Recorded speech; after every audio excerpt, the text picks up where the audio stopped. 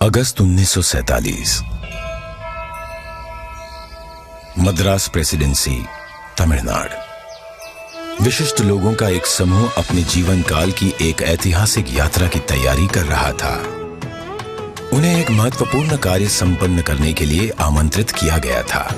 एक शासक से दूसरे शासक को सत्ता हस्तांतरण की प्रक्रिया को विधि विधान के साथ पूर्ण करने का कार्य सौंपा गया था। किस दिशा में कूच कर रहे थे ये लोग? दिल्ली। भारत अपनी स्वतंत्रता के समीप था।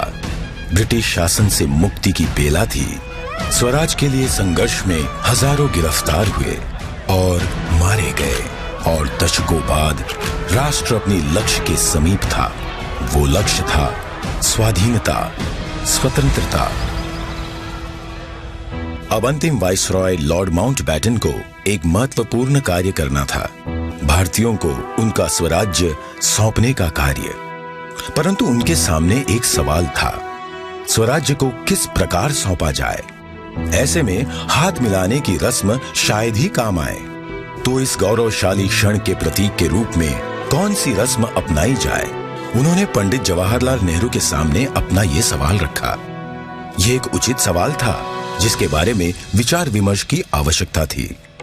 नेहरू जी ने यह प्रश्न जाने माने स्वतंत्रता सेनानी श्री सी राजगोपालाचारी के सामने रखा, जिन्हें राजा जी के नाम से जाना जाता था। वे तमिलनाडु से थे। नेहरू राजा जी की विद्वता और भारतीय परंपराओं और सभ्यताओं पर उनके ज्ञान का सम्मान करते थे। राजा जी को इसका समाधान भारत के गौरवशाली अतीत में मिला। तमिलनाडु के चोला साम्राज्य में, जो भारत के प्राचीनतम और दीर्घकाल तक चलने वाले साम्राज्यों में से एक था, एक चोला सम्राट से दूसरे सम्राट को सत्ता का हस्तांतरण नीति परायणता के प्रतीक अर्थात सेंगोल सौंप कर किया जाता था। भगवान शिव के आशीर्वाद का आवाहन करते हुए उस समय के महंत द्वारा सेंगोल को आशीष प्राप्त होता था।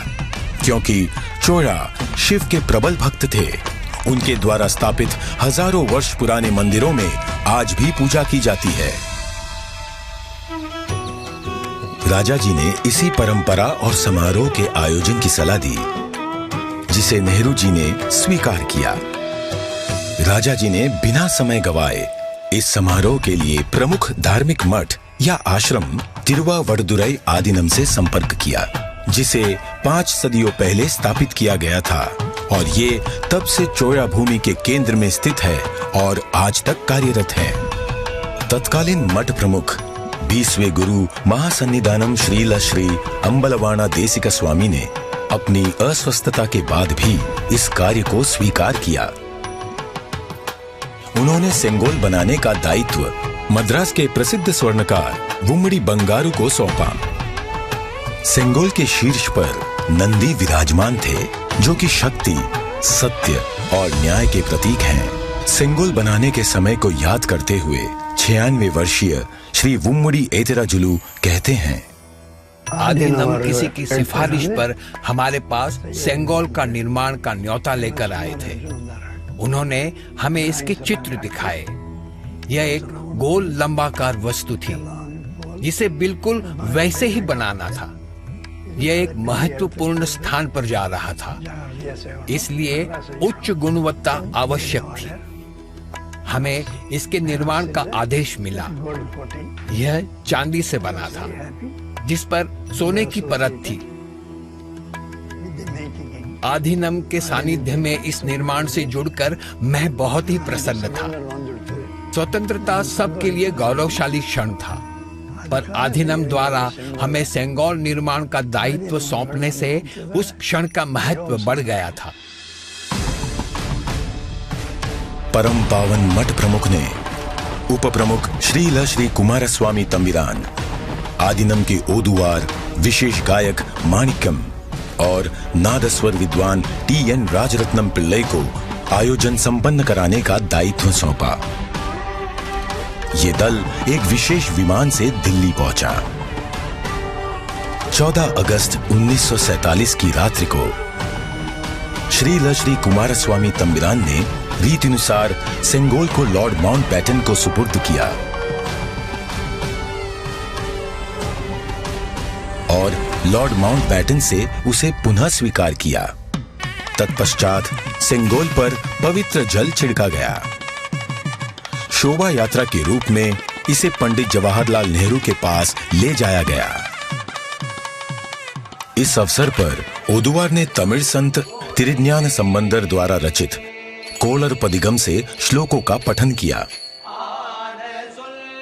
महंत ने नेहरू जी को पीतांबर पहनाते हुए उन्हें रीतिनुसार सेंगोल सौंपा।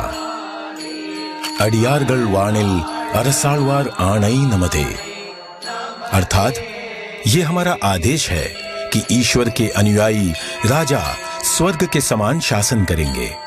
इस वाक्य से श्लोक का समापन हुआ।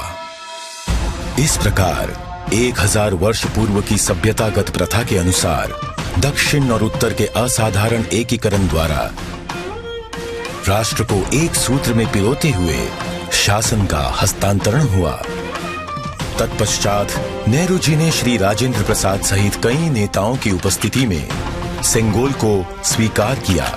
आगे चलकर श्री राजेंद्र प्रसाद भारत के प्रथम राष्ट्रपति बने। इस ऐतिहासिक घटना का उल्लेख व प्रकाशन राष्ट्रीय और अंतर्राष्ट्रीय मीडिया में किया गया। 25 अगस्त 1947 की टाइम पत्रिका ने भी इसे प्रकाशित किया। हस्तांतरण की प्रक्रिया के पश्चात पंडित जवाहरलाल नेहरू ने 14 अगस्त 1947 की मध्य रात्रि को अपना विश्व विख्यात भाषण राष्ट्र के नाम संबोधित किया।